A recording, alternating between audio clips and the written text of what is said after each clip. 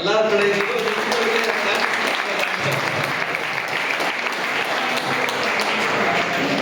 ನಮಸ್ಕಾರ ಎಲ್ರಿಗೂ. ನಾನು ನವೀನ್ ಅವ್ರ ವೈಫ್ ಅಶ್ವಿನಿ. ಆ್ಯಕ್ಚುಲಿ ಅವರು ನೆಕ್ಸ್ಟ್ ಹೆಂಗಿರ್ತಾರೆ ಅನ್ನೋದು ನನಗೇನೆ ಊಹಿಸ್ಕೊಳಕ್ಕಾಗ್ತಾ ಇಲ್ಲ. ಯಾಕಂದರೆ ಅವರು ಅಷ್ಟು ವರ್ಷ ಕೆಲಸ ಮಾಡಿ ಓದ್ತೀನಿ ಅಂತ ಕೆಲಸ ಬಿಟ್ಟು ಬಂದರು. ಅವಾಗ ನಾವು ಎಲ್ಲರೂ ಅಪೋಸ್ ಮಾಡಿದ್ವಿ. ಗಟ್ಟಿಂದ ನಾವು ಯಾರೂ ಅಕ್ಸೆಪ್ಟ್ ಮಾಡಲೇ ಇಲ್ಲ ಮನೇಲಿ. ಏನಮ್ಮ ನಿಮ್ಮ ತಲೆ ಕೆಟ್ಟಿದೆ, ಏನು ಮಾತಾಡ್ತಿದ್ದೀರಾ ನೀವು ಅಂತಲೇ ಹೇಳಿದ್ದು. ಮಕ್ಕಳನ್ನು ಇದೆ ಕೆಲ್ಸಕ್ಕೆ ಹೋಗೋ ಟೈಮಲ್ಲಿ ನೀವು ಓದ್ತೀನಿ ಅಂತಿದ್ದೀರಲ್ಲ, ಏನು ಚಟ ತಂದು ನಾವು ರೇಗಿಸಿದ್ದು ಉಂಟು. ನಮ್ಮ ಅಪ್ಪ ಅಮ್ಮನೂ ಯಾರು ಥಿಂಕ್ ಮಾಡ್ತಾ ಇದ್ದಾರೆ ಅಂತ ಹೇಳಿದ್ದು ಉಂಟು.